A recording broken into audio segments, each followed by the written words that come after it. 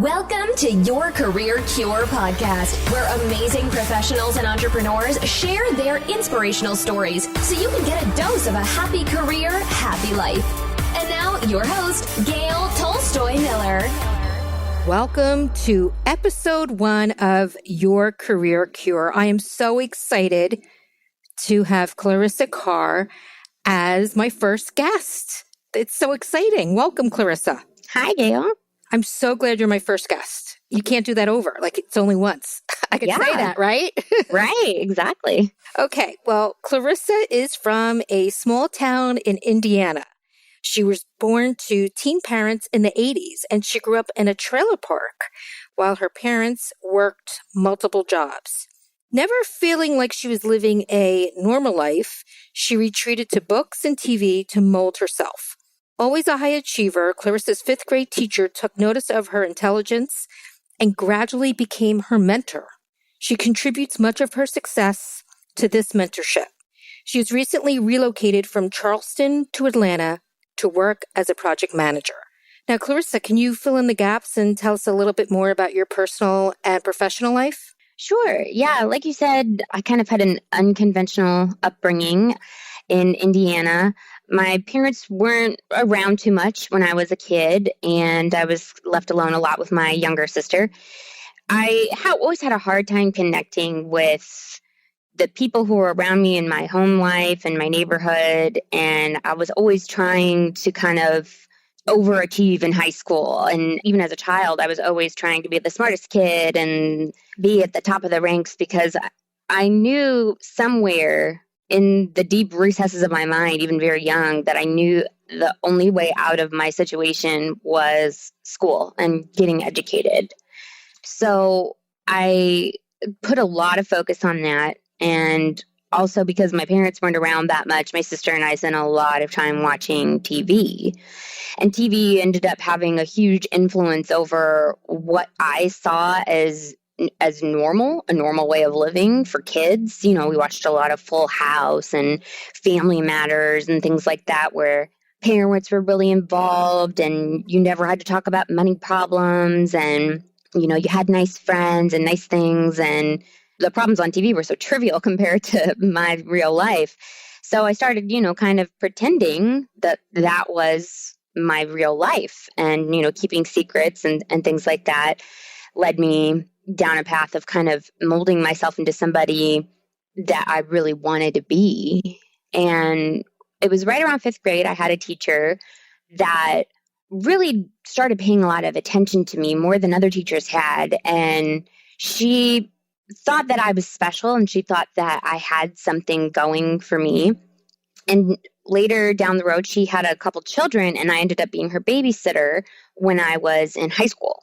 And that was for a couple of years. I was maybe 16, worked for her as her babysitter.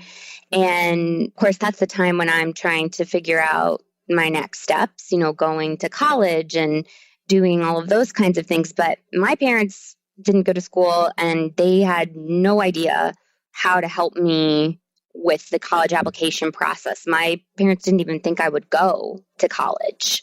So she was really a great person to have in my life at that time, because she helped me with the applications and even, you know, paying the fees to get those sent out, because they're not cheap, and helping me narrow down kind of a school that I thought was for me and what I wanted to study and things like that. And, you know, I didn't have that anywhere else in my life. I didn't have somebody that I could talk to like that, who had experience in college and knew what I was going to be doing. I mean, I think I was almost getting ready to leave for college before I realized that I was actually going to live there. It was a strange experience. So everybody around you was very different, didn't have the same aspirations as you. It seems like everyone that you were surrounded with didn't go to college. Am I correct about that? Yeah. So this is why there is no coincidence that you were my first guest. And I find your story very fascinating. And I think that this is a good start because it lays a foundation of what a lot of people have issues with, especially in their career and job, is they become a product of their environment. So that's like a huge thing where, you have people that are entitled to that have a lot and they can't get out of themselves. Like they're still stuck. And people feel that they just can't get out of it. And I think you're such a great example of taking ownership and having a different mindset. But I think what's really important is why you? And I think that's the big question that I think everyone is going to have is, maybe your sister doesn't, how did she turn out, your sister? Did she want to go to college? No, she still hasn't. She still lives in that same small town. She's married with children. Okay. And that's fine for her, right? Yeah. That's working for her. But why you? Why is it that you looked at that TV and most parents don't want their kids watching TV? Usually it's a negative, but you found comfort in the TV. You learned from the TV. And luckily the TV shows that you were watching at that time were positive, right? They had good values. Yeah, right, exactly. So I'm wondering, why is it that you've always wanted to achieve? You didn't feel like you fit in, that you wanted more. What do you attribute that to? I think I really attribute a lot of that to seeing the fact that my parents were always struggling. Like I never saw my parents because they had to work all the time. And I knew that I didn't want that for myself. I didn't want my life to be a struggle because I couldn't make enough money working, that I had to have several jobs. And, I did go down that path in college. I had to pay for college on my own, a private school, and I did have to work several jobs to, pay tuition. But I knew that eventually it would pay off. And I just still to this day, my parents are kind of the example of what I don't want to do and what I don't want for my life. And maybe it was something in TV or books or something that just told me that inherently that wasn't for me. That wasn't the path that I was meant to go down. I was always kind of a black sheep in the family, and I wanted out very, very desperately. But I think that's the symptom. Like, why you? Why is it that you watched that and that's how you were affected? Because, if you look at other families, you just happened to live in a trailer park and your parents worked a lot. But there are also families that are millionaires and the parents are never home either and they work a lot. Mm-hmm. So I feel like it's something maybe within your personality or your DNA or maybe something else too that made you the way you are. Like, I think it's a question of whether it's something in your personality innately or is it external? And that's what I'm trying to figure out here. I think it's probably innate because I've always been this way. Like I said, from childhood, I knew something was off and not right for me. And, I've always been the kind of person like, you can't get me down. I'm always, you put something in my way and I'll just find a way around it. And a lot of that I think had to do with my mentorship, like I was talking about with my teacher. She was the person who really showed me that I didn't have to keep doing that. I didn't have to keep living that kind of life if I felt like it wasn't right for me. It wasn't my destiny, so to speak. Like, just because that was my situation didn't mean it had to be that way forever. And that's a huge undertaking, I think, when you're not in an environment where people go to college and you have no mentors, like parents tell you need to go. There are plenty of parents that have never been to college and they still want their kids to go because they think it's a way out and they want their kids to be more educated than them. But it sounds to me in your case, you didn't have any of that except for your mentor. And the fact that, college is expensive. As you said, there's the applications. It's just knowing how to navigate and having some information and knowing what to expect. And it sounds like you had none of that. And that's huge. Yeah, as a pretty clueless. Well, yeah, like as a 17 or 18-year-old, that's a huge deal. I have a son that just went to college. He's going to be a sophomore now. He had a lot of guidance. And I can't imagine not having any, really. It's huge. Yeah, it was a really difficult process. I had way more questions and concerns than, your average kid because I didn't understand how it all worked. And then when it was time to go, I started becoming friends with a girl who I knew was going to the same school. And I kind of clung to her as a life raft because, she knew what to expect and she had siblings that had gone to school and so did her parents. And I was asked her to be my roommate and she helped me a lot, like telling me what I needed to buy for the dorm room and things like that and how to even register for classes. I didn't even know how to do that. Yeah, I learned things the hard way there over the first year or two at school. But yeah, I think part of that, was involved in my path and why I am who I am now and why I think I'm different than a lot of other, candidates out there for certain jobs, and I have just a unique view on the way the world works just because I was, essentially clueless going into it, where I had no prep or resources other than, this girl that I asked to be my roommate and my fifth grade teacher helping me along, whenever she could. And, she had children, she has a disabled child, and she took the time out of her life to help me. And, that was a huge deal for me. What was your first recollection that you wanted a different life? Like, was there a defining moment where you said, this doesn't seem right to me, or this is not what I want for myself, I want something different?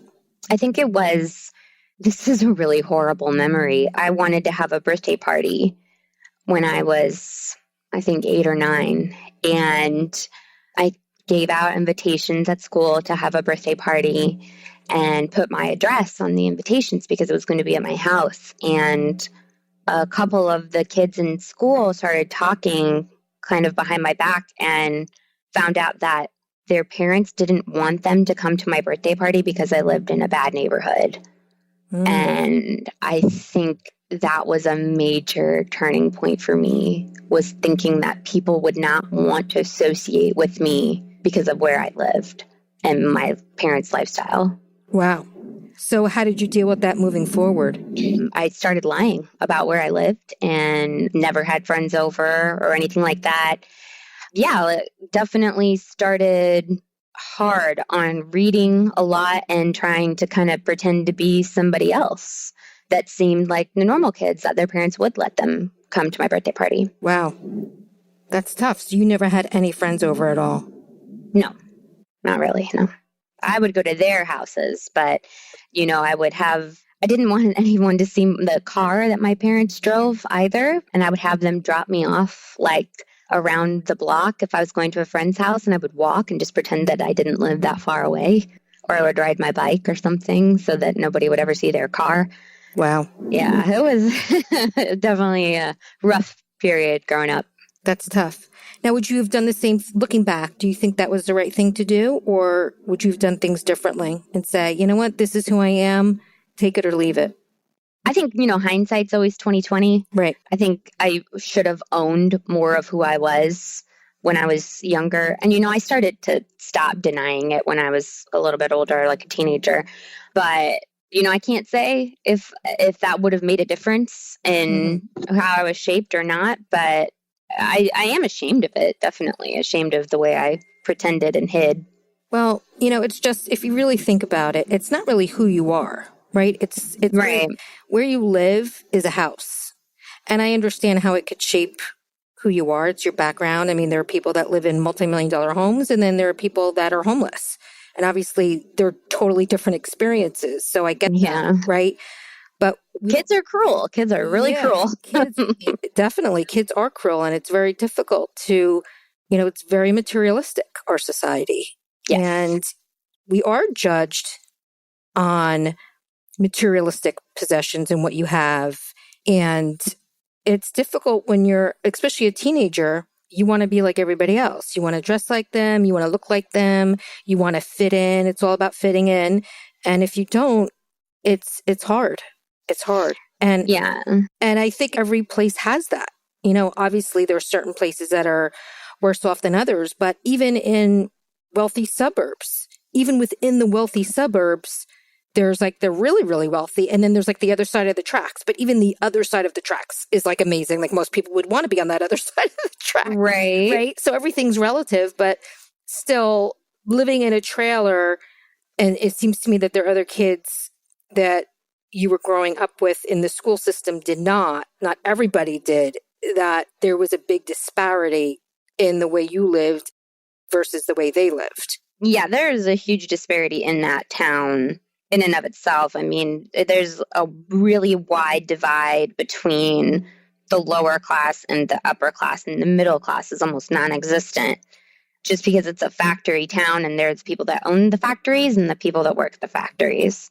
So it was a weird situation growing up with like really, really wealthy kids and really, really poor kids. And there's no private school in the town. Got it. So did your parents finally accept the fact that you wanted to go to college? Were they happy when you finally decided? I think they were ambivalent. Of course, my dad didn't really understand what was going on. He didn't understand that I was going away. And my mom was more concerned with how I was going to pay for it and get through. And she tried for almost a year to talk me into just going to a community college to save money. And at the time, I thought I was too good for that. And I worked so hard that I deserved to go to this, big private school where I had been accepted. And I had a scholarship and I thought everything was going to be okay. So, yeah, I wouldn't say they were like saying congratulations or anything like that. No. Okay. What would you tell people if they're in your situation as far as feeling stuck, or anyone who feels like you don't have to live in a trailer park to feel stuck or feel like you can't get out of where you are now to a different place? What would you tell people? You can get out. There's always a way to get out. And I don't know, maybe if that's something I learned from books or believing in things that happened in TV, but I never gave up. I would say my advice is don't give up. If you fail, fail gracefully and move on to the next thing. And what about the mentorship? Do you think that's crucial to have a strong mentor? Absolutely. I fell into my mentorship. I wasn't seeking it out, but now as an adult, I do seek mentors out all the time for whatever it is that I'm trying to do. Even if I'm trying to learn how to be a better cook, I go find somebody who can teach me how to make something, So I absolutely am a proponent for finding a mentor and finding someone that can give you real life experience as advice for how to go where you want to go and do what you want to do. Yeah, I think mentors are very important. No matter what level you're at, no matter how successful you think you are, there's always room for advancement. Yeah, and there's always somebody else's opinion that can help you shape your own. Right. You got to be really careful with that too. All right. You want to find somebody that you trust. And, exactly. And who shares your vision. Right. That's more knowledgeable. Absolutely. I think that's I was key. lucky that, it was my teacher, and definitely an incredibly trustworthy person. I'm still in touch with her today. But, you can find the wrong mentor. I would just say be selective and be cautious at first. But if you already have someone in your life that, it might not even be somebody that does exactly what you do, but just somebody that can put you on a path, put you in connection with people, or give you, sound advice about what the next step in your life should be. Someone who is successful. So it doesn't have to be someone that is necessarily in the same industry that you want to go into, but just someone who has success that knows something that can provide sound advice. I think absolutely, yeah, without a doubt. I mean, I think mentorship is really important, and I think it's important to give back too. So, do you mentor anyone? I do. I was a professor for a while at a college where I live now, and I was in a program called Mentoring Matters, where I mentored students in our diversity affairs, diverse cultures club that we have at that college. And, it was students who were kind of in the same situation that I was when I was young at school, didn't come from a background where they understood really the way college worked and things like that. So I spend time with those students, helping them navigate the different things that can pop up, filling out your financial aid forms, or finding transportation around campus, or how does the lunch system work and your food plan and things like that.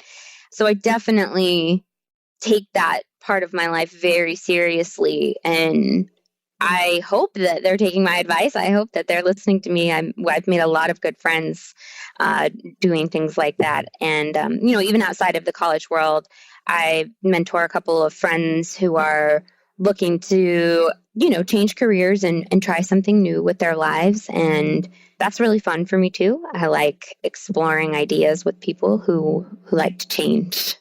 Great. So how do you think that your background has helped your career?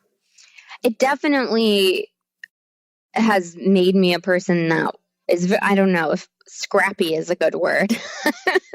Yeah, I can't be held down. I'm always fighting and trying and on to the next thing. And I'm not very complacent. I always want to keep working and trying and learning new things. I come from a background in education, so learning definitely never stops for me. And I said my whole life, I don't want to be a teacher. I don't want to be a teacher. And then I did become a teacher for about 7 or 8 years. And I think that definitely was a wake-up call to what the path was that I had put myself on the whole time, was to teach people. And now I'm doing something else, but I still think learning and teaching is involved in my life and always will be. That's great. 2 words come to mind when you describe your story and the reason why you were able to make changes. And you mentioned one is scrappy, but I also think of resilience and complacency, as you said before. And I think that if you're resilient and you don't become complacent, then you will be successful in your career and every other part of your life. And I think that's where people get stuck, is that they become very complacent. And they don't. Yeah. And if you don't have resilience, then anytime something goes wrong, you're not going to be able to deal with that. And I think that's, especially when I interview candidates, a lot of it is that. A lot of it is complacency, it's fear, it's fear of the future, fear of failing, fear of so many different things. It's crazy. And also the resilience, because when you're resilient, the resilience is stronger than the fear. That you have the fear, but your resilience can overcome the fear. It won't hold you back because you have that resilience. Right. I agree. Yeah. I mean, the majority of the people that I knew in my life growing up, adult wise, my parents' friends and my parents, complacency was settling because they thought that was, the best they could do, and fear of taking a risk or trying something different because they didn't know this or that or didn't have an education. And I didn't want to ever be stuck in something I didn't want to do because I was too afraid to take a risk or try something different or learn something new. Right. And it's about managing yourself, really taking responsibility and not blaming your future or what you're doing right now on your current situation. So you really did. I mean, I commend you for this because I think you're a great example of a person that knows how to carve out their future. It doesn't blame or complain that, oh, I'm stuck here and this is the way it's got to be. No, you went out and you carved out your own life. And I think that's really important for people to do when they feel stuck. Yeah, absolutely. You can't let that stuck feeling keep you stuck. You have to just try. If you don't try, then what are you living for? Right. I mean, we all get stuck, right? I mean, it's just a matter of either how long you're going to be stuck. Are you going to be stuck for a day? And are you going to let it rule you? Exactly. Like, okay, I'm stuck. What are the steps for me right now to not being stuck?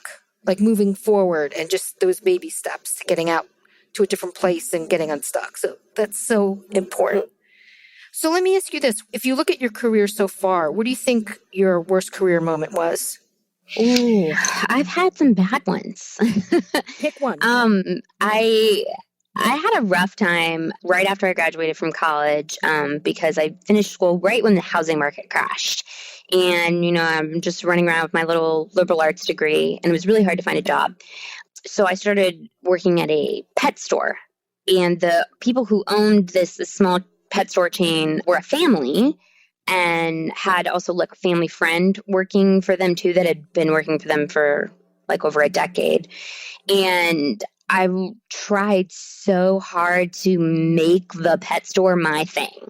Like, oh, this is a path that I can go down. Maybe I'll own a pet store and I'm going to do all these great things. And it was like they wanted me to learn how to groom dogs. So I learned how to groom dogs, and I did all this research on different kinds of pet food and learned all kinds of things. And it was not for me in the least. And I would come home all the time just being like, I do not want to go back to that job. And I think eventually it filtered out into my, like, the reality of things. I started being like really late to work all the time. Like, things would just happen. Like, I wasn't paying attention to the time, or the alarm didn't go off, or I got stuck in traffic. And I just feel like that was like so much of a sign that I didn't even care about being on time, that I just didn't want to do it anymore. Right. So it was kind of screaming at you saying, okay, you're kind of like self-sabotaging yourself because you hated it so much. Yes, I think that's what I was doing. And I think that's one of my worst career moments, because I was old enough to know that I didn't want to do that. And young enough to know that it wasn't a big deal if I tried something different. And, I was fresh out of college, like brand new degree from private school. Like, I could have been doing all kinds of things. So I don't know why I tried so hard to settle into that. And I feel embarrassed about the fact that I didn't just own up to it and just say, you know what, I really don't like this. I'm going to do something different. It happens to all of us, I think.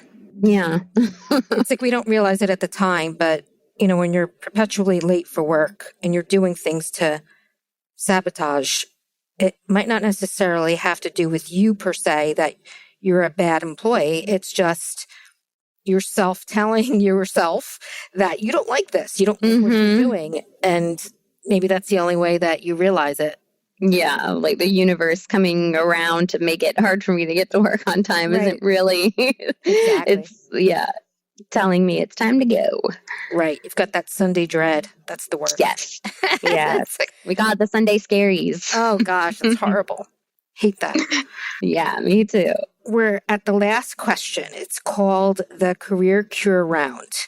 Okay. All right. So this is a lot of fun, and it's really important, because imagine you are in a career cure contest, and the prize is $5 million. $5 million. That's a lot of money.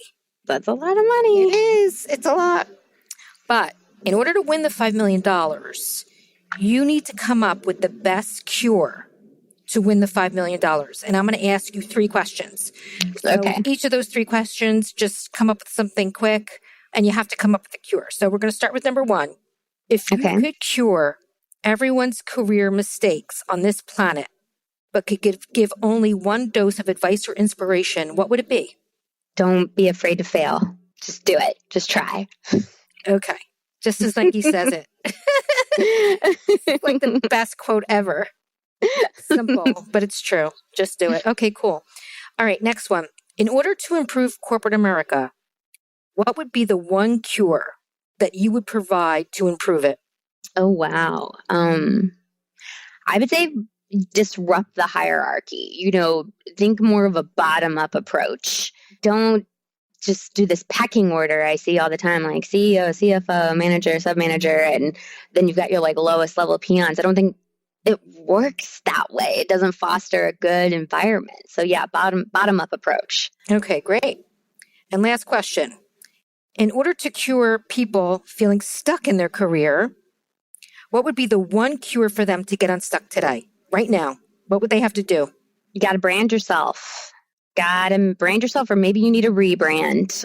Get your name and ideas out there everywhere. The more you do that, the more you can cover up bad things maybe that are out there about you. You can't just sit there getting stuck on, job boards and emailing resumes and things like that. If you feel like you need a different career, or you want to, shake things up in your life, you got to get people to know who you are, make people know your name and your face and what you stand for. Great. Awesome. Excellent. Okay, great. So how can the audience reach out to you? I can be reached at my personal email, which is clarissa.carr@gmail.com, or via LinkedIn. Well, thank you, Clarissa. You were an amazing first guest, and that's going to be the last time I could say that. Thanks, Gail. Thank you. I had a great time chatting with you. Well, thank you for sharing your wonderful story. And I know it's going to touch a lot of people and inspire them to get unstuck and get a mentor and make changes. So thank you for that. And I can't wait for the next Your Career Cure episode. Get excited. Thanks for listening. You can get more incredible career information when you visit yourcareercure.com. And don't forget, happy career, happy life.